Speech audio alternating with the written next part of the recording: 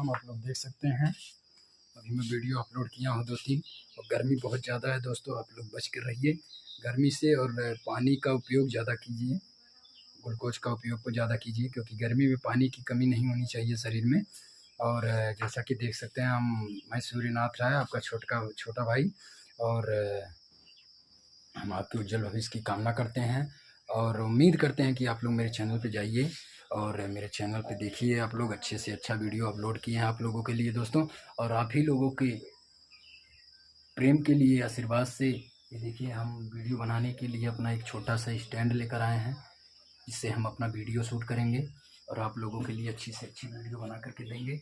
और ये देख सकते हैं माइक है, माउस, उसके बाद इसके साथ में मेरा पूरा कवर है, आप लोग देख सकते हैं। तो आप लोग प्रेम इसी प्रकार से बनाए रहिए हम आप लोगों के लिए।